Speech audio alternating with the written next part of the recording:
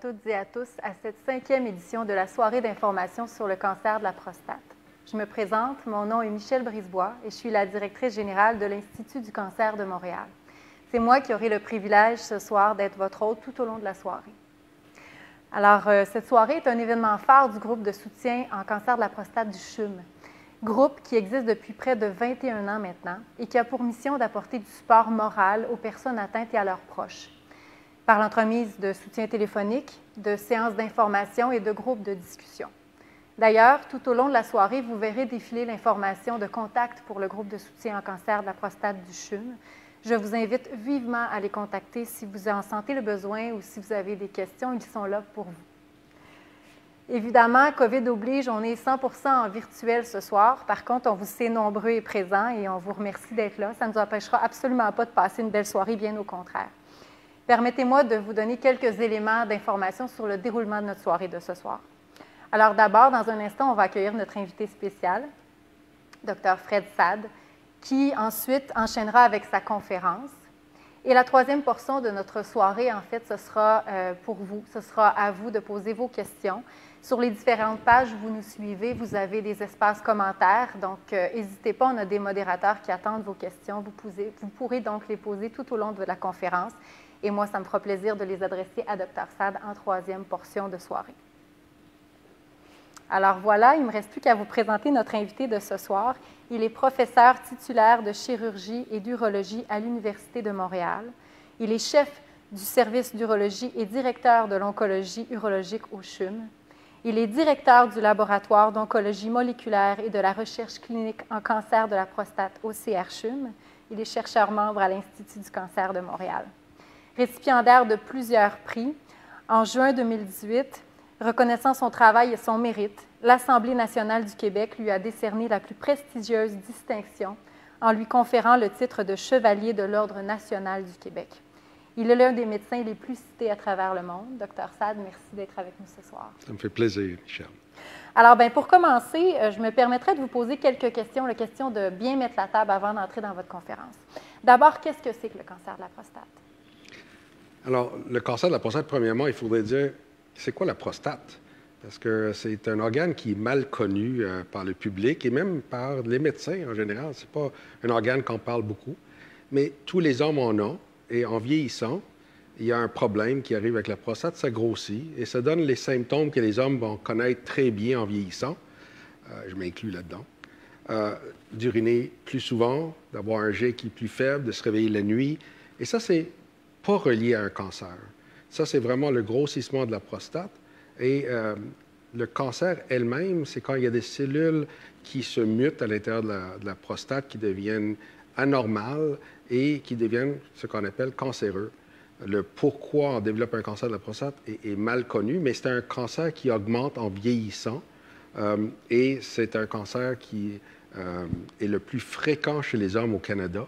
Plus de 20 000 hommes, autour de 25 000 hommes par année sont diagnostiqués. Un homme sur 7 aura un diagnostic dans sa vie.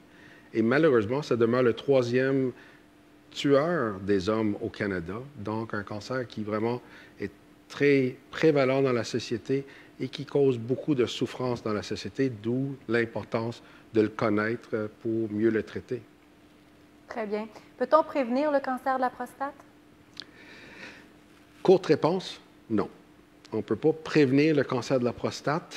Beaucoup de choses se disent, on peut lire beaucoup de choses dans les journaux. Tout le monde a un conseil à donner pour prévenir le cancer de la prostate, mais en réalité, on ne peut pas la prévenir. Il y a beaucoup de mythes autour de la prévention. Si on prend beaucoup de TI ou moins de ça, on va prévenir le cancer de la prostate. Malheureusement, tout ça n'est pas fondé sur la science. Il y a eu beaucoup sur la prévention avec la diète. Et ce qu'on sait, c'est que des diètes riches en gras animal semblent augmenter le risque de faire des cancers de la prostate dans certains pays, incluant la nôtre, qui est un pays riche. L'exposition au soleil semble être protecteur jusqu'à un certain point. Alors, les pays nordiques qui ont beaucoup moins d'exposition au soleil semblent faire plus de cancers de la prostate et des cancers mortels. Et quand on regarde les statistiques, le Canada est très haut placé, les pays scandinaves, tandis que les pays avec beaucoup de soleil semblent en avoir moins. Et il y a aussi des mythes autour des vitamines. Et ça, malheureusement, il faut mettre un peu d'éclaircissement là-dedans. Il y a eu beaucoup qui a été dit sur la vitamine E, tellement qu'il y a eu des grosses études faites avec la vitamine E contre le placebo pour voir si on pouvait réduire le risque. Et en réalité, ça fait l'inverse. Des grosses doses de vitamine E ont augmenté le risque de faire un cancer de la prostate. Même chose avec le sélénium, qui était très populaire. Beaucoup de sélénium, on a augmenté le risque et on a augmenté le risque de diabète. Alors, pour l'instant, une diète saine est ce qu'on suggère, parce qu'on ne peut pas vraiment la prévenir.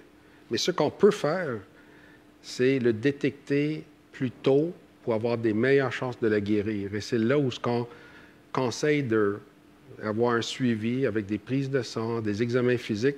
Et ça nous permet de le détecter assez tôt pour avoir des excellentes chances de le guérir. Mais pour le prévenir, malheureusement, on n'a pas de preuve de ça. Docteur Saad, vous venez de dire pour le guérir, donc il existe des traitements. Quels sont-ils? Alors, quand on traite un cancer de la prostate, ça dépend premièrement à quel stade on l'a diagnostiqué. Et ça, on va en parler dans la conférence, mais globalement, si le cancer est pris tôt, on a plusieurs options devant nous pour avoir de l'espoir de le guérir, soit la chirurgie, la radiothérapie, mais parfois on va avoir un cancer de la prostate qui est a l'air tellement peu agressif qu'on ne va même pas le traiter, on va la suivre, et si ça progresse, mais là, on va instaurer un traitement. À l'inverse, un cancer qui nous arrive malheureusement tardivement, parce que ça ne donne pas de symptômes des fois, jusqu'à ce que ce soit très tardif. Mais là, on peut avoir des traitements qui peuvent freiner la maladie, préserver la qualité de vie, et ça, je vais en parler pendant la conférence. Alors, tout ça pour dire qu'il n'y a personne, ou très rarement, qu'on arrive avec quelqu'un chez qui on ne peut pas au moins donner de l'espoir, soit de guérison ou d'une vie de plusieurs années. Très bien. Je vois que le sujet est vaste. Il y a beaucoup de choses à dire et à entendre. Alors, je vous donne un instant pour vous préparer donc à la conférence. Le temps de présenter aux gens à la maison le titre de cette conférence. Alors, elle s'intitule « Le cancer de la prostate, le comprendre pour mieux l'apprivoiser ». Je vous réitère que dans quelques instants, après la conférence de Dr Saad, vous pourrez poser vos questions et qu'on a déjà les modérateurs sur les différentes pages qui nous suivent pour accueillir vos questions. Je vous demande de garder des questions d'ordre général, bien sûr. Et sur ce, je cède la parole à Dr Saad. Bonne écoute. Alors, merci, Michel.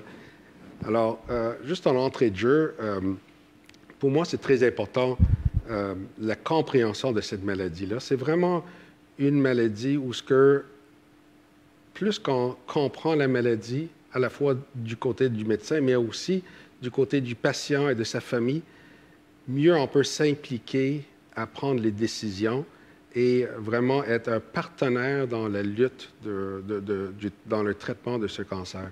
Alors, pour moi, ce genre de soirée-là est extrêmement important.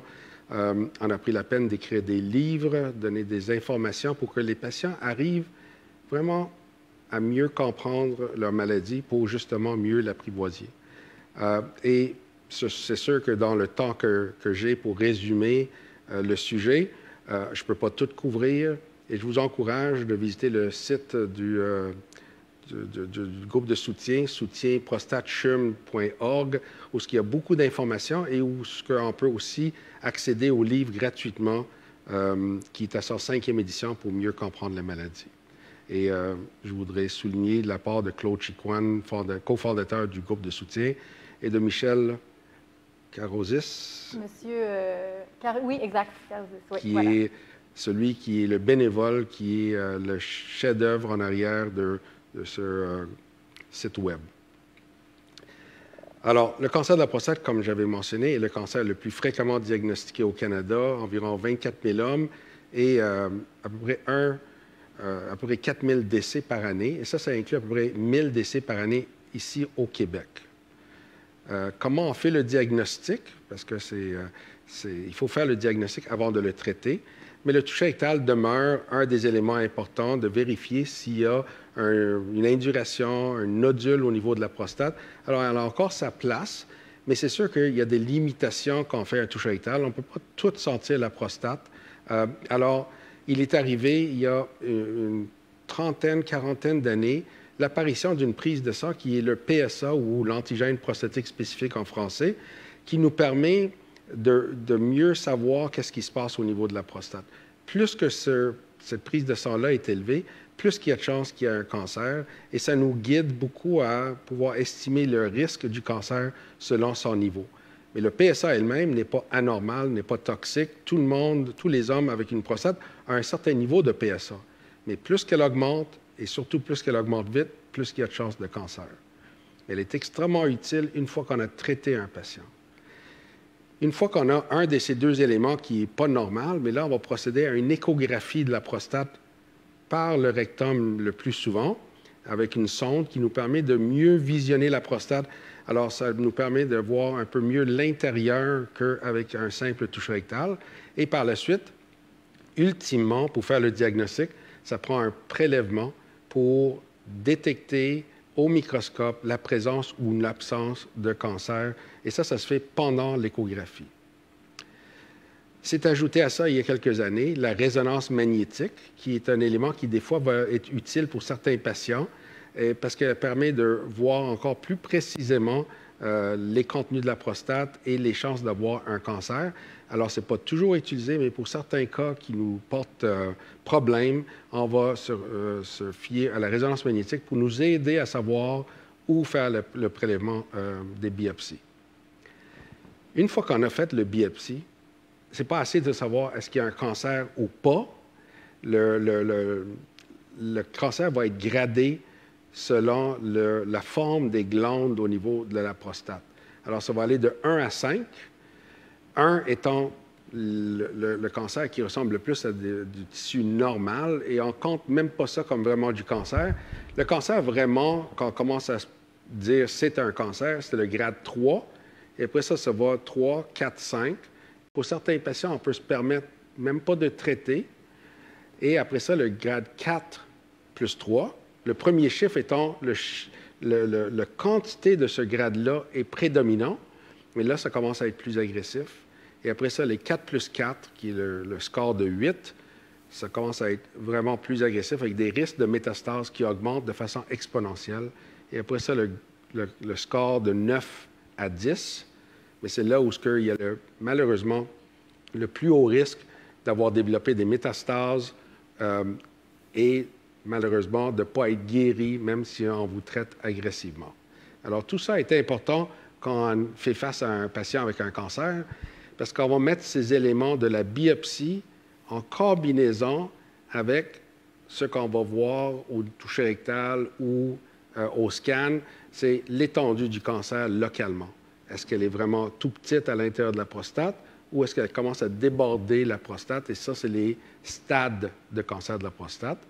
Et là, on arrive avec des stades où le cancer a carrément sorti de la prostate, touché les ganglions ou touché les os, touché le foie. Ça, c'est les métastases à distance. Et à ce stade-ci, on va parler des traitements et des options, parce que comme j'ai dit en entrée de jeu, il y a toujours quelque chose à faire pour un patient qui est nouvellement diagnostiqué. Un patient qui nous arrive avec un cancer qui a l'air d'être pris tôt, encore au niveau de la prostate, mais là, on va donner des catégories de risques. Et ça va nous aider à proposer des options de traitement aux patients. Alors, quand on parle d'un cancer de bas risque, ce qu'on veut dire, c'est que le PSA est en bas de 10, ce fameux prise de sang. Quand on regarde au microscope, le grade est un grade 6, alors 3 plus 3. Et quand on examine la prostate, soit qu'on sent rien d'inquiétant, ou on sent au plus un petit nodule, un stade T2A ou T1. Ça, c'est des catégories de bas risque. Et les risques de mourir de cancer de la prostate avec des bas risques est moins que 1% en 10 ans. Alors, on peut se permettre souvent de juste les suivre et de rechecker plus tard si le cancer progresse à un stade ou un grade plus agressif. À l'autre extrême, on a les cancers à haut risque. Alors, n'importe qui se présente avec un PSA au-dessus de 20 est automatiquement haut risque. Alors, c'est d'où l'importance de ce prise de sang-là, la normale étant en bas de 4, et déjà, si on est au-dessus de 20, ça commence à être un cancer qui est jugé agressif. Et le PSA, en passant, il n'y a pas vraiment de limite. Des fois, on a des patients qui ont des PSA au-dessus de 1000 ou 2000. Alors, pour vous donner une ordre de grandeur, mais c'est sûr que plus qu'elle est élevée, plus que ça veut dire que le cancer risque d'être répandu. Tous les patients avec des grades ou des scores de glycine 8 à 10 sont considérés automatiquement à haut risque de ne pas être guéri, haut risque de développer des métastases. Et quand on fait un examen au toucher rectal, si clairement le cancer déborde de la prostate, un stade T3, mais ça, c'est des hauts risques. Tout ce qui n'est pas bas risque, tout ce qui n'est pas haut risque, c'est les risques intermédiaires, et c'est eux autres qu'on essaye de personnaliser le traitement pour ces patients-là. Alors, comment on traite le cancer de la prostate? Alors, la décision va être basée sur le grade, l'étendue de la maladie, mais contrairement à beaucoup d'autres cancers, où si on le trouve, on le traite tout de suite, c'est l'âge et l'espérance de vie doivent jouer un rôle dans les prises de décision. Parce que c'est sûr qu'un patient qui est très âgé avec un début de cancer, ces cancers-là n'évoluent pas rapidement et on doit prendre tout ça en compte quand on va aider aux patients de prendre cette décision. Si le cancer est localisé, là, on va soit faire une surveillance active, ça veut dire suivre le cancer sans nécessairement intervenir tout de suite. On peut faire une prostatectomie radicale, toute la prostate, et on va revenir là-dessus. Ou on peut faire de la radiothérapie, plus ou moins de l'hormonothérapie qu'on ajoute. Et si le cancer est métastasié, malheureusement, au diagnostic, mais là, on a encore des traitements qui seraient de l'hormonothérapie, et je vais revenir sur l'hormonothérapie, qu'est-ce qu'on veut dire par ça, et plus ou moins de traitements additionnels qui sont des découvertes assez récentes. Et on va parler des succès de la recherche qui nous permet de vivre plus longtemps et avec une bonne qualité de vie. Alors, la chirurgie, très rapidement, ce qu'on vise avec la chirurgie, c'est d'enlever toute la prostate et les vésicules séminales. Alors, ça, c'est où se trouve la prostate, juste en bas de la vessie. Alors, on doit enlever tout ça pour qu'on espère guérir quelqu'un d'un cancer de la prostate. Ce n'est pas assez de juste gratter l'intérieur de la prostate. Alors, quand on coupe l'urètre, on coupe où on va uriner après la prostate, et après ça, on coupe la vessie, et on enlève toute la prostate. Et là, il reste un vide où on va connecter la vessie avec l'urètre pour être capable d'uriner normalement après. La façon d'enlever la prostate peut se faire avec une chirurgie en utilisant la main ou on peut le faire avec l'aide d'un robot. Mais vraiment, la chirurgie est le même. C'est exactement le même objectif d'enlever la prostate au complet. C'est l'incision qui va être différente et ce n'est pas vraiment la façon qu'on va opérer qui va décider des risques, mais plutôt l'expérience de celui qui opère, parce que le robot n'opère pas à la place du chirurgien. L'objectif, c'est d'avoir enlevé toute la prostate avec le cancer au complet pour espérer une guérison chez le patient.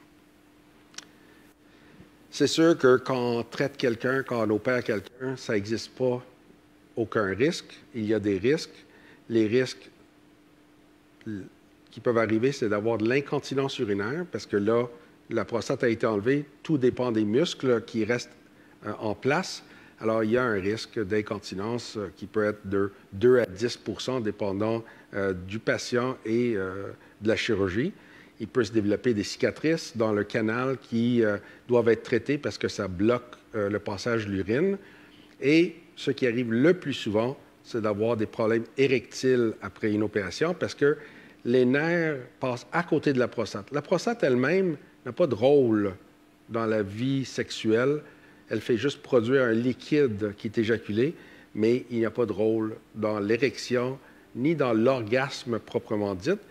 Et après l'opération, même si on perd l'érection, les gens, généralement, vont toujours garder leur libido et les orgasmes. L'autre façon de traiter quelqu'un qui est pris tôt, c'est de la radiothérapie externe, où on peut en bombarder la prostate, au lieu de l'enlever, le bombarder avec des rayons, de façon très précise de nos jours, avec l'aide d'ordinateurs pour envoyer la radiothérapie aux endroits les plus précis en limitant les dégâts autour de la prostate. On a aussi de la radiothérapie interne. C'est des petites billes radioactives, à peu près la grosseur d'un grain de riz, qui vont être insérées à l'intérieur de la prostate. Mais ça, c'est seulement pour les patients avec des cancers à faible risque qui vont être contrôlés avec ce genre de traitement-là, étant donné que les rayons ne débordent pas de la prostate. Et on a de la curithérapie à haut débit, où on insère temporairement des tiges pour ajouter à la radiothérapie externe, pour envoyer une dose élevée de radiothérapie à l'intérieur de la prostate. Et ça se fait en hospitalisation en une journée. Les effets secondaires de la radiothérapie, ici, il y a très peu de risques d'incontinence, mais il y a des risques qu'on brûle la vessie un peu ou qu'on brûle le rectum, des rectites et des cystites dus à la radiothérapie. Mais la minorité des patients vont avoir des problèmes comme ça qui vont durer à long terme. Et la dysfonction érectile existe aussi avec la radiothérapie, mais un peu moins qu'avec la chirurgie. Il existe des traitements pour la dysfonction érectile et je vous invite à voir les capsules développées là-dessus et l'information sur le site Web. Mais globalement, il existe des traitements par l'aide psychosexuelle, parce qu'il y a une composante indéniable psychologique quand on est opéré. Si on est convaincu qu'on n'aura plus de vie sexuelle, ça va nuire à la vie sexuelle. Et il y a des traitements oraux qui sont bien connus, le Viagra, Cialis, Levitra, etc. Il y a, si ça ne fonctionne pas avec les traitements plus conventionnels, on peut avoir des injections intracaverneuses, où on injecte directement dans le pénis des médicaments qui aident à donner l'érection et qui ne dépendent pas des nerfs érectiles qui ont pu être enlevés pendant l'opération. Et on a des pompes qui permettent un vacuum pour amener le sang dans le pénis avec une bande élastique qui se met à la base du pénis pour garder l'érection. Et ultimement, si rien ne fonctionne, il y a des prothèses péniennes qui existent de plusieurs sortes pour aider à avoir une vie sexuelle le plus proche de la normale possible. La question qui se pose souvent, parce qu'on entend toutes sortes de choses sur de traiter, pas traiter, on a des données si on ne traite pas un patient avec un cancer de la prostate. Et vous voyez ici, ce qui est plus foncé, c'est les risques de mourir de cancer de la prostate. Et ce qui est plus pâle, c'est les risques de mourir de d'autres choses dans les 20 prochaines années. Alors, vous voyez que plus qu'on est âgé, plus que le noir va prendre la place avec le cancer, et surtout si le cancer est de haut risque, comme des glades 7, 8, 9, 10. Tout ça nous amène à ce qu'on fait actuellement. C'est beaucoup de recherches pour essayer de mieux prédire qu'est-ce qui va arriver, parce que tout ce que je vous ai dit a des limitations.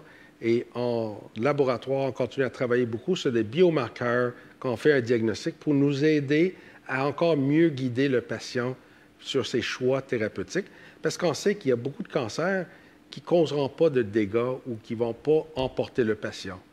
On a déjà fait des études autopsiques où on trouve 40-50% des hommes en vieillissant vont avoir des foyers de cancer dans la prostate, mais qui n'auront jamais eu de problème. Tandis que d'autres, les 4000 qui en décèdent à chaque année au Canada, sont ceux qui ont des cancers vraiment agressifs et qu'on veut éviter de souffrir et de mourir de cancer de la prostate. Et on développe des biomarqueurs pour essayer de nous aider à prédire. C'est un des gros objectifs ici au CHUM. Et on a plus de 30 projets en cours à essayer de développer des multitudes de marqueurs pour nous aider à prendre des décisions. Une fois qu'on a fait le traitement, comment on suit un patient? Mais on utilise le fameux PSA. Le même prise de sang qu'on a parlé pour faire le diagnostic devient encore plus précis après le traitement. Parce que si on a guéri un patient avec un cancer de la prostate, le PSA est proche de 0 et ne bouge plus. Si ça augmente, ça veut dire que le cancer est en train de réapparaître. Alors, même si on n'a plus de prostate, le PSA est important parce qu'il va nous dire qu'il y a des cellules ailleurs dans le corps qui produisent du PSA et ça veut dire que le cancer est revenu. Mais c'est rarement une catastrophe parce que le PSA monte. Alors, il ne faut pas voir ça comme le désastre et que la vie va se terminer parce qu'on a beaucoup d'options. Et la façon qu'on va le traiter va dépendre s'il y a des métastases, oui ou non. Combien de temps ça fait qu'on a été opéré? Si le PSA monte dans la première année après le traitement, ça veut dire que c'est plus agressif que si ça commence à monter 5 ans après, parce que ça veut dire que les cellules ont pris beaucoup plus de temps pour commencer à en produire du PSA.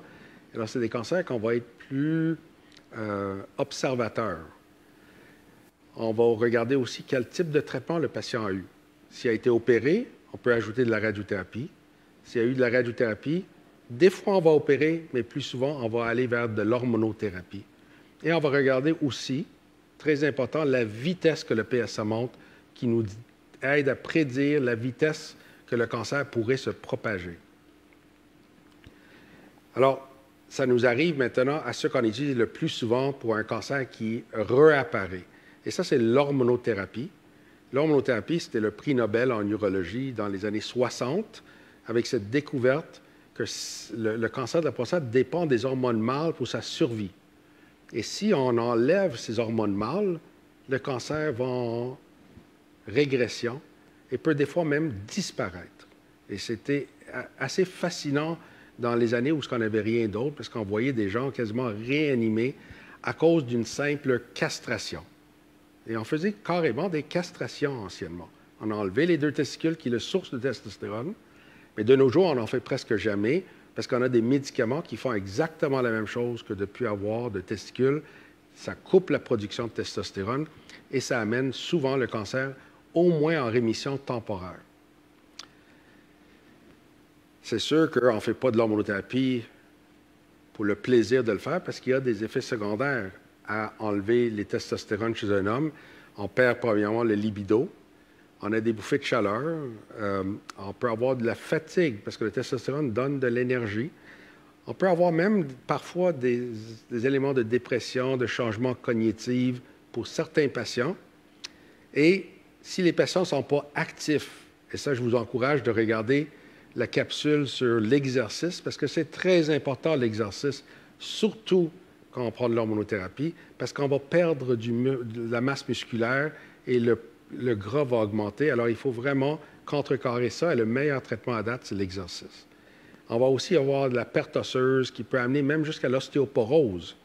Et on peut développer ce qui ressemble à des syndromes métaboliques et même développer du diabète si on ne fait pas attention quand on est sous hormonothérapie. Le Canada a été chef de file à dire, OK, mais peut-être on peut faire de l'hormonothérapie de façon intermittente pour réduire les effets secondaires. Et ça, ça a changé la façon qu'on donne l'hormonothérapie à l'échelle mondiale menée par le Canada, que c'est aussi efficace si le patient n'a pas de métastase de le donner de façon cyclique. Alors, on donne des hormones, PSA baisse très bas, on arrête, des fois pour 2 ans, on recommence quand le PSA est élevé et on fait des cycles d'hormonothérapie qui est extrêmement efficace et qui amène une meilleure qualité de vie. Là, si on regarde, là, on a parlé des stades, des grades, mais de plus en plus, on parle d'étapes de cancer de la prostate. Alors, l'étape localisée, où on va donner une thérapie locale, mais malheureusement, il y a des patients qui ont une rechute de la maladie, on va leur traiter avec de l'hormonothérapie. Mais à un moment donné, malheureusement, les patients peuvent devenir résistants. Ils sont capables d'avoir le cancer progresser malgré qu'il n'y a pas de nourriture.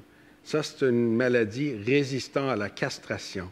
Et c'est là, malheureusement, où on va commencer à avoir vraiment des problèmes dus au cancer de la prostate et qu'on risque de mourir du cancer de la prostate au lieu de mourir avec le cancer de la prostate. Alors, ce qu'on va faire, c'est essayer d'éviter que les patients développent des métastases, parce que vraiment, ça, c'est le stade le plus tardif et le plus inquiétant. Et on va essayer de plus en plus, et je vais vous parler des récentes découvertes de qu'est-ce qu'on peut faire pour ces patients-là. Et dans les dernières années, on est passé de rien à offrir à plusieurs options pour essayer de maintenir la qualité de vie et prolonger la survie des patients atteints d'une maladie résistante à la castration qui ont des métastases.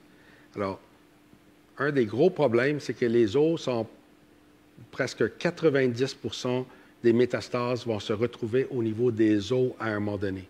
Et ça peut être très souffrant, ça peut amener beaucoup de complications, et ça peut aller jusqu'à la paralysie quand on a des métastases dans les os, à cause que dans la colonne vertébrale, ça peut écraser la moelle et causer une paralysie. Et c'est tout ça qu'on veut éviter. Et on a développé des médicaments qui visent les métastases dans les os et qui retardent les complications et réduisent les risques de tout ce que je viens juste de mentionner. C'est l'acide zolédronique, denosumab et radium-223, Zometa, Exgeva et le radium. Et ces patients vont avoir retardé leurs complications osseuses, vont avoir baissé la douleur, vont me permettre de maintenir la qualité de vie plus longtemps et, pour le cas du radium, va carrément prolonger la vie de ces patients-là.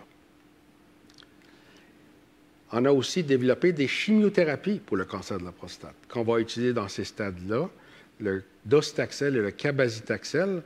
Et ces chimiothérapies, aussi étonnant que ça peut avoir l'air, carrément améliorent la qualité de vie comparativement à ceux qui ne l'ont pas reçu.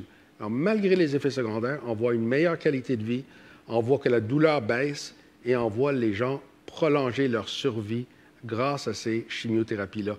Alors, il ne faut pas avoir peur de la chimiothérapie. C'est un mot que les gens n'aiment pas entendre, mais quand c'est nécessaire, il faut rester ouvert à cette possibilité. Plus récemment, on a développé de l'hormonothérapie de nouvelle génération. On a pris les principes de base de l'hormonothérapie et on les a améliorés, qu'on ajoute à l'hormonothérapie de base. Alors, abiraterone et enzalutamide, les gens connaissent ça sous le nom de Zytiga et Xtandi. Ces hormonothérapies qui sont des pilules qui ont très peu d'effets secondaires, permettent de prolonger la vie, baisser la douleur et aussi améliorer la qualité de vie. Et je stresse beaucoup la qualité de vie, parce que beaucoup des hommes qui viennent nous voir vont nous dire « Oui, j'aimerais ça vivre plus longtemps, mais si c'est au coût d'avoir aucune qualité de vie, je ne veux rien savoir. » Et c'est vraiment, ça a toujours été notre priorité dans toute la recherche, de ne pas juste prolonger la vie, mais de s'assurer qu'on maintient ou améliore la qualité de vie. Alors, dans les étapes de cancer de la prostate, il y a des patients que malheureusement, après qu'on les traite ou déjà au diagnostic, ont des métastases aux os ou ailleurs. Qu'est-ce qu'on peut faire en plus de l'hormonothérapie? Ce qu'on a découvert récemment, c'est qu'on peut utiliser les médicaments que je viens juste de vous nommer pour les cancers résistants à la castration, les amener plus tôt, dès le diagnostic de métastase. Et on a vu très récemment qu'on améliore la survie d'environ 35 quand on les introduit. Ça, c'est des découvertes dans les 2 dernières années. Alors vraiment, ça a changé notre approche pour ces gens-là. Et ils sont tous accessibles ici au Canada et au Québec. Après ça, ce qu'on regarde, c'est qu'on a des patients qui sont résistants à la castration qui n'ont pas encore développé des métastases. On fait des radiographies, le PSA monte, mais ils n'ont pas de métastases, mais on sait qu'ils vont en développer. Alors, qu'est-ce qu'on peut faire pour retarder les métastases?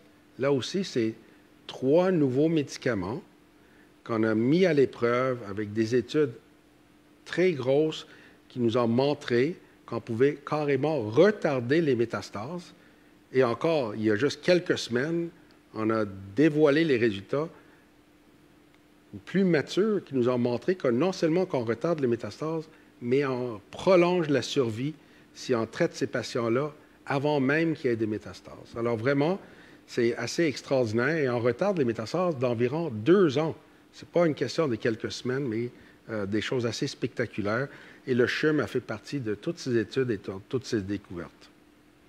Alors, si on regarde en 2010, qu'est-ce qu'on avait à offrir à un patient qui était à un stade avancé? On avait seulement une chimiothérapie en 2010. Et quand on regarde maintenant, en 2020, vous avez tous ces succès de la recherche en 2020 et ça continue à travailler, à trouver encore plus de traitements, améliorer encore plus le sort de ces patients-là que malheureusement, on ne peut pas guérir. Alors vraiment, vous voyez que la recherche dans les 10 dernières années a été assez spectaculaire à développer des nouvelles options pour les patients atteints de cancer de la prostate avancé. Actuellement, juste au CHUM, il y a plus de 40 protocoles de recherche clinique en cours sur des nouvelles thérapies, des nouvelles combinaisons. On essaie de voir si introduire des traitements plus tôt peut aider. Et on développe aussi des thérapies basées sur des imageries ou sur des biomarqueurs. Et je ne peux pas tout vous donner comme information, mais on a maintenant des outils pour nous permettre de mieux voir le cancer. Alors, on est de retour. Désolé, on a un petit souci technique. Alors, on reprend où on était. Docteur Saad, vous étiez en train de nous dire que même s'il y a des cas de cancer de la prostate qui sont très avancés, la recherche nous laisse maintenant des options de traitement aussi. Absolument. Alors, c'est vraiment fascinant de voir le progrès et j'espère que les gens ont réalisé que grâce aux efforts de la recherche et grâce aux patients qui acceptent de faire partie des protocoles de recherche, on a pu développer des nouveaux traitements qui donnent vraiment de l'espoir aux gens qui sont malheureusement atteints d'un cancer incurable. Et voici un exemple. On parlait d'imagerie, de pouvoir identifier où se trouve le cancer avec une imagerie intelligente. Mais là, on est rendu qu'on peut coupler à cette imagerie des thérapies. Alors là, c'est vraiment ce qu'on appelle une thérapie assez personnalisée qui va chercher à cibler comme un missile le cancer elle-même. Et ça, c'est juste un exemple de lutécium qui est à l'étude encore. Ça n'a pas fait toutes ses preuves encore. Il y a encore de la recherche qui se fait, mais on voit quelques exemples de réponses spectaculaires. Vous voyez à gauche un patient avec des métastases vraiment diffus, tous les petits points noirs qui disparaissent presque complètement avec l'aide de ce traitement-là chez quelqu'un qui a eu plusieurs traitements avant d'être rendu là. On va de plus en plus aussi vers une maladie qui se base sur le génomique. Alors, on essaie de comprendre l'ADN, les gènes des patients qui viennent, et on a développé des traitements basés sur certaines anomalies génétiques, dont le BRCA, qu'on parle beaucoup chez la femme, existe chez l'homme. Ça représente peut-être 10 à 15 % des hommes avec des cancers métastatiques, mais quand ils l'ont, on peut cibler ça avec des nouveaux traitements que le CHUM a participé, qui a aidé à diriger et qui ont amené des nouveaux traitements pour ces gens-là. Et on peut carrément chercher l'ADN circulante dans le sang et de regarder le profil des patients avec certaines mutations et de chercher à les traiter avec les mutations spécifiques. Et même la nouvelle génération de recherche qu'on fait se base sur le profil génomique pour attitrer un traitement spécifique pour ces patients-là, pour voir si ça devrait être notre future façon de diagnostiquer et traiter les cancers très avancés. On développe aussi, à l'aide de l'Université d'Ottawa, des vaccins qu'on cherche à être plus efficaces que ceux qui existent. Pour l'instant, il n'y a pas de vaccin efficace pour le cancer de la prostate, pas d'immunothérapie efficace, mais on essaye de combiner des vaccins avec quelque chose qui peut carrément tuer la cellule cancéreuse. Et on veut finir avec un point très positif, quelque chose qui ne coûte pas cher, qui est l'exercice. Et le CHUM co-dirige à l'échelle mondiale une étude qui cherche à prouver que l'exercice n'est pas juste bon pour la santé et pour la qualité de vie, mais peut carrément s'ajouter comme traitement qui prolonge la vie. Et c'est la plus grosse étude à l'échelle mondiale actuellement pour les cancers avec des métastases qu'on traite avec l'exercice intensif, supervisé, versus des gens chez qui on recommande l'exercice. Et c'est une collaboration internationale subventionnée par Movember qui a investi au-dessus de 12 millions de dollars pour mettre la preuve de l'importance de l'exercice, non seulement sur la qualité de vie, mais même sur la survie. Alors, en conclusion, le dépistage peut sauver des vies et la recherche continue pour mieux décider qui et comment traiter les gens qui sont diagnostiqués avec un cancer de la prostate. Le traitement du cancer localisé continue de s'améliorer en termes de qualité de vie, de réduction de complications, et on est très fiers de pouvoir dire que le taux de guérison dépasse 90 % quand le cancer est pris à temps. Pour le cancer avancé, métastatique, trop tard pour être guéri, on a vu des avancées spectaculaires dans les dernières années et la recherche continue pour chercher à continuer à rendre cette maladie mortelle en maladie chronique.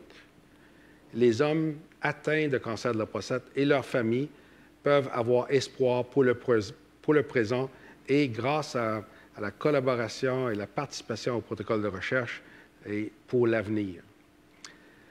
Pour plus d'informations, pour aller plus en détail sur tout ce que j'ai discuté, je vous encourage de visiter le site Web où beaucoup d'informations se trouvent, incluant le livre.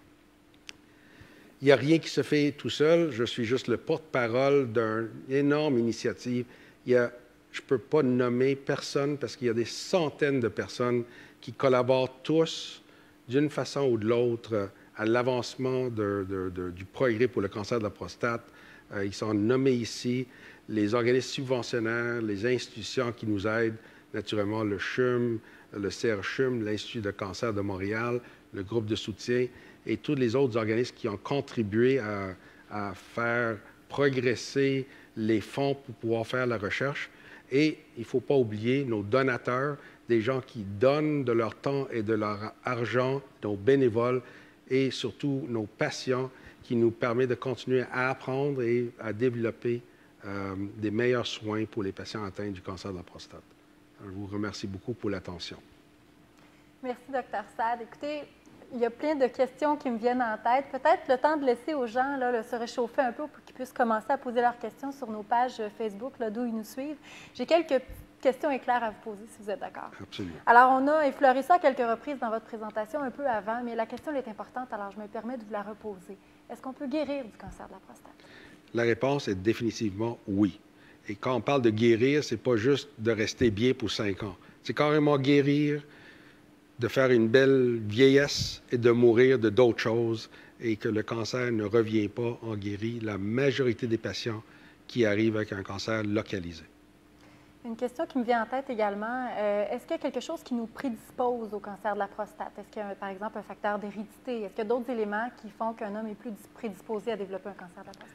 Absolument. Alors, l'hérédité joue un rôle important sur les chances d'avoir un cancer de la prostate. Plus qu'il y en a dans la famille, plus qu'il y a de risques d'avoir un cancer. L'âge est le facteur prédominant. Si on vieillit, on est de plus en plus à risque de développer un cancer de la prostate. Et la race semble jouer un rôle aussi. Les gens de race noire sont plus à risque que les gens de race blanche. Et on pense que les gens de race asiatique semblent être moins à risque. Ça, on est moins certain. Ça se peut que ce soit les habitudes de vie. Parce que quand les Asiatiques immigrent en Amérique du Nord, après 2 générations, ils se rattrapent. Alors, c'est probablement qu'ils changent leurs habitudes de vie, probablement reliées à la diète. OK. Quand on parle de cancer, on entend souvent le mot métastase. C'est un mot qui nous fait peur. Qu'est-ce qu'une métastase? Les métastases, c'est vraiment des cellules qui partent d'un organe et qui se jettent ailleurs que l'organe d'où il origine. Alors, dans le cas du cancer de la prostate, on peut trouver carrément des cellules cancéreuses de la prostate au niveau des os, au niveau du foie, au niveau des poumons. Alors, quand on parle de métastase, on parle d'un site qui n'est pas le site d'origine d'un cancer. Et ça, malheureusement, quand on a des métastases, c'est considéré incurable. Mais heureusement, comme j'espère, je vous ai convaincu, on a des façons maintenant. Et je vois des patients avec des métastases vivre plus que 10 ans de nos jours. Chose impensable il n'y a pas si longtemps. Alors, on est très fiers et on continue à donner de l'espoir. Vous parliez tantôt de l'importance de la recherche et moi, je vous entends souvent dire, évidemment, un homme qui reçoit un diagnostic de cancer de la prostate, on lui propose de participer à un protocole de recherche. Spontanément, votre réaction à cette suggestion-là, quelle est-elle? Et je pense qu'il faut toujours être ouvert à l'idée d'un protocole de recherche, écouter et voir si c'est approprié et que ça rentre dans notre vie. Il y a malheureusement des patients que c'est impossible de considérer, ils habitent trop loin, c'est trop compliqué. On essaye avec le ministère d'être capable d'offrir des protocoles plus proches des régions. Actuellement, la plupart sont limités dans des centres universitaires, mais quand les patients sont offerts un protocole de recherche, une chose est garantie, le suivi est extrêmement rigoureux. Il faut que ce soit le même, que ce soit ici, à Harvard, à Mayo, à Paris.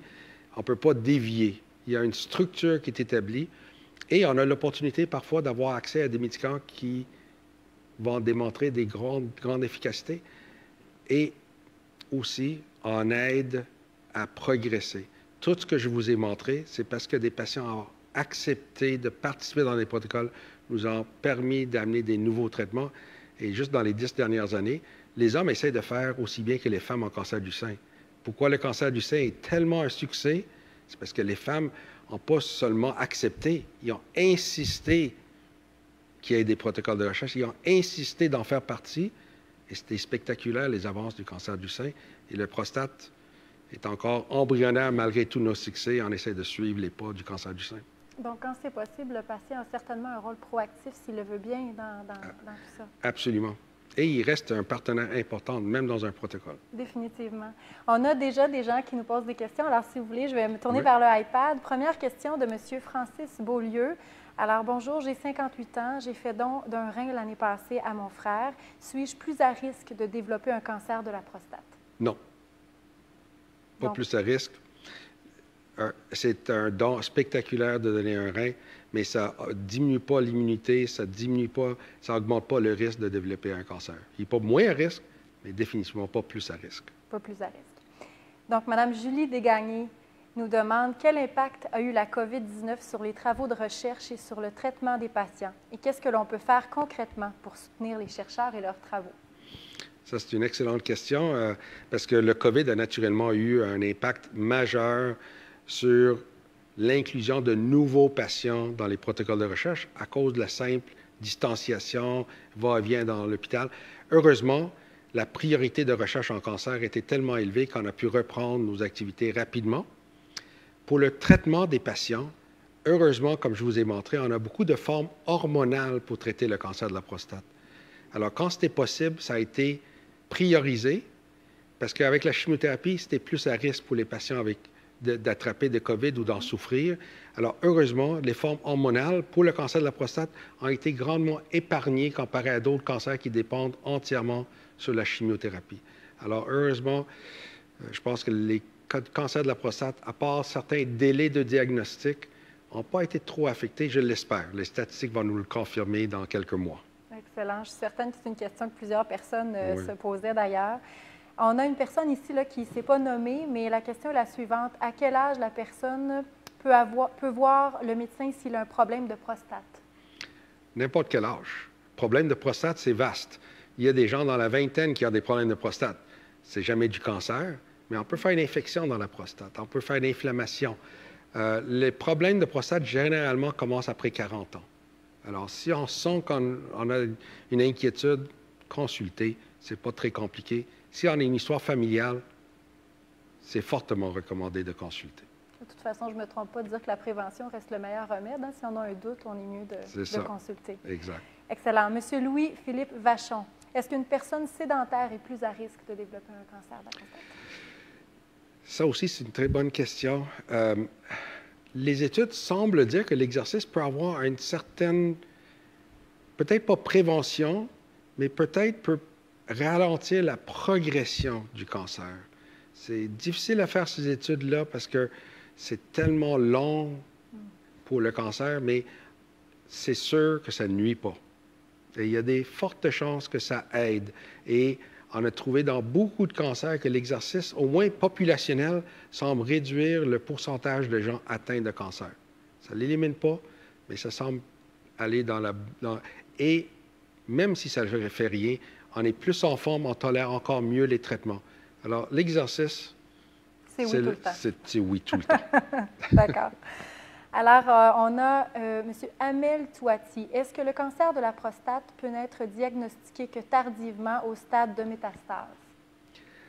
Le plus souvent, il est diagnostiqué plus tôt, heureusement, parce qu'avec les tests comme le PSA, on a vu le nombre de patients avec métastase au diagnostic diminuer de façon extraordinaire depuis que ce test-là existe.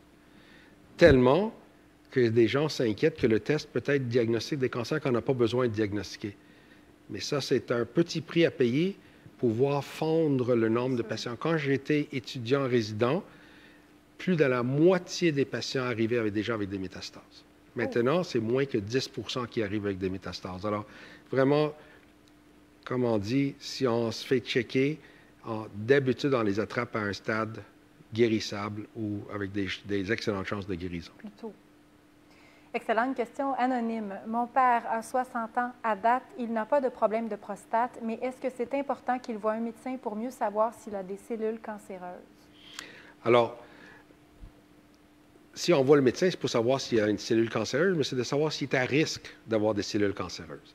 Alors, oui, à 60 ans, s'il n'a jamais été examiné, c'est sûr que c'est controversé, le dépistage. Mais quelqu'un qui s'inquiète ou qui voudrait être proactif, j'encourage d'aller consulter, se faire examiner, faire une prise de sang. Et après ça, on décidera si on continue l'investigation. Mais c'est probablement la meilleure façon de savoir si on est à risque ou pas. Le diagnostic vient après si les tests ne sont pas normaux, qu'on va faire le diagnostic à cause de la biopsie. Mais on commence en premier par voir si on est à risque d'avoir un cancer. Est-ce qu'il y a un âge auquel on devrait commencer comme homme à dire « moi, je vais aller voir mon médecin, je vais demander d'être examiné » Alors, si on veut, c'est surtout après 50 ans qu'on devrait commencer, si on veut être proactif. Si on a une histoire familiale, probablement commencer plus tôt, autour de 40 ans, surtout si la personne dans la famille est morte jeune. Okay. On regarde beaucoup. Alors, si quelqu'un me dit, oui, mon père a eu un cancer de la prostate à 85 ans, ça, c'est pas mal moins inquiétant que quelqu'un qui me dit, il l'a eu à 50, il est mort à 60. Là, il y a quelque chose qui fait que cet homme-là est peut-être à prédisposition, pas juste d'avoir un cancer, mais d'avoir un cancer agressif. On va vouloir le suivre avec une certaine rigueur, oui, plus que... absolument. OK. Alors, on a une autre question de M. Luigi de Repentigny. On m'a dit que le café et le jus de canneberge sont bons contre le cancer de la prostate. Est-ce vrai? Si vous aimez le café et le jus de canneberge, parfait. Il n'y a pas de preuve que c'est bon, mais le jus de canneberge a eu beaucoup de publicité, surtout pour les infections urinaires. On n'a pas de tout la preuve que ça change quelque chose pour le cancer de la prostate, mais pour certaines personnes qui font des infections, des fois, ça peut être un remède naturel parce que ça acidifie l'urine. Okay. Au point de vue cancer de la prostate, les preuves sont absolument pas convaincantes, mais on n'a pas vu de danger non plus. Donc, M. de Repentigny peut continuer d'en boire s'il le souhaite, mais... Le jus de canneberge a beaucoup de sucre, là. Il faut faire attention, ça prend du poids. D'accord. On a une question de M. Pierre Trudel. Est-ce qu'une sexualité active a une incidence sur le cancer de la prostate et est-ce que la pratique du vélo est un bon exercice? Alors, la réponse pour la vie sexuelle, il y avait quelques études, plus ou moins bien faites, qui suggéraient que si les hommes éjaculaient plus souvent, surtout quand ils étaient plutôt jeunes, peut-être avaient moins de cancer de la prostate. Mais c'est des études qui ne sont pas très solides, mais ça n'a ni un effet négatif ni positif quand on regarde la littérature de façon attentive. La bicyclette ne va pas augmenter ou diminuer le risque pour le cancer de la prostate, mais est-ce que c'est un bon exercice? C'est un excellent exercice. C'est aérobique, c'est un exercice qui permet de faire de la résistance aussi. Alors, absolument, la bicyclette est très encouragée. Et des gens s'inquiètent parce que ça pousse sur la prostate. Est-ce que ça peut causer des problèmes? La réponse est non. Mais ça peut faire augmenter le PSA. Quelqu'un qui fait beaucoup de bicyclette intense, s'il dose son PSA, parce que ça peut vraiment frotter sur la prostate avec les nouveaux sièges très... Oui. Mais des fois, on voit le PSA monter et je dis aux patients, fais un peu de moins de bicyclette, on va le retester et souvent, on le voit baisser. Alors, de le dire qu'on a fait beaucoup de bicyclette avant d'avoir notre dosage de PSA, des fois... C'est pas une mauvaise chose d'en parler. OK, très bien. On a une autre question qui vient de nous arriver. Celle-ci, elle est anonyme. Comment un patient peut influencer l'approbation d'un nouveau médicament ou traitement pour l'avoir plus rapidement pour tous au Canada et au Québec? C'est sûr que les patients ont un gros mot à dire de ce qui se passe. Sans pousser le lobbying, les gouvernements sont très sensibles à ce que la population demande. Alors, on le voit, l'exemple du cancer du sein est un excellent exemple que quand les femmes se sont mises, on veut avoir plus de recherche, on veut avoir accès, ça a poussé pour accélérer les choses. Et les organismes qui décident d'approuver des médicaments ou les rembourser encouragent le grand public de s'impliquer. Alors, c'est vraiment un geste qu'on peut faire si on est atteint ou si on connaît des gens atteints et qu'on trouve que ça ne bouge pas assez vite, d'aider les chercheurs à des fois faire approuver des médicaments plus rapidement. OK. Donc, encore là, on peut avoir un rôle proactif. Le public a un rôle très important, à la fois à la découverte, mais aussi à l'accès. Ils font partie de la solution, c'est ça que ça veut dire. Je crois qu'on a une autre question qui vient d'entrer. Oui, tout à fait. Monsieur Pierre Trudel, est-il exact que la chirurgie est préférable parce qu'elle permet la radiothérapie en cas de rechute? Alors, la question, est-ce qu'il y en a un traitement qu'on préfère à l'autre? C'est vraiment très individuel. Ça dépend de la situation. Il y a des cas où vraiment les deux sont sur le même pied d'égalité. Et c'est vrai qu'il y a pour certains patients qu'on va dire, regardez, peut-être on devrait commencer avec la chirurgie et garder la radiothérapie comme deuxième ligne d'attaque. Et il y en a d'autres chez qui, même comme chirurgien, je veux dire, regardez, je pense que pour vous, la radiothérapie serait meilleure que la chirurgie. Alors, c'est très individuel. C'est impossible de donner une réponse simple à une question si compliquée. Alors, vraiment, ça dépend du cas, ça dépend de ses priorités, les priorités du patient. Le patient qui me dit, moi, ma priorité, c'est de mettre toutes les chances contre le cancer. L'autre, ma priorité, c'est que je suis capable de peut-être accepter quelques pourcentages de moins, mais ma vie sexuelle est extrêmement importante. Si je suis incontinent, ma vie serait terrible. Tout ça, qualité de vie, quantité de vie, c'est vraiment pas si simple. Si c'était si simple, moi, je serais au chômage. Très bien. Une autre petite question qui vient d'entrer, si vous me permettez. Avez-vous déjà fait un lien d'un cancer de la prostate avec le syndrome de Lynch? Oui, alors le syndrome de Lynch, là, ça doit être quelqu'un qui connaît. C'est vraiment un syndrome familial où on peut faire plusieurs sortes de cancers. Et oui, j'ai déjà traité des patients avec des syndromes de Lynch qui avaient des cancers du côlon et cancer de la prostate. Alors, c'est des patients qui ont plus de risques de faire des multiples cancers. Et quand on sait qu'on a un syndrome de Lynch, ces patients-là sont suivis en génétique et sont supervisés généralement pour plusieurs cancers. Ça nécessite un suivi spécifique, là, c'est ce que je comprends. Absolument. D'accord. Je n'ai pas d'autres questions. Peut-être une petite question rapide là, en terminant. Tantôt, on parlait de l'importance de la recherche, Dr. Saad. Vous qui êtes à la fois chercheur, à la fois médecin, peut-être que je vous laisserai peut-être nous parler en terminant là, de l'importance de la recherche. On voit qu'il y a beaucoup de choses qui arrivent. Nous, comme patients, les hommes comme patients, évidemment, dans le cas du cancer de la prostate, on a parlé de différents moyens d'être proactifs. Comment s'impliquer au niveau de la recherche? Qu'est-ce qu'on peut faire? Mais je pense que les gens, en général, ont toujours l'opportunité à participer directement ou indirectement. Alors, la recherche a toujours besoin de fonds pour être capable de le faire. À l'Institut de cancer, on le sait très bien. On dépend beaucoup sur les dons, sur les fonds publics, les fonds compétitifs, mais aussi sur les dons.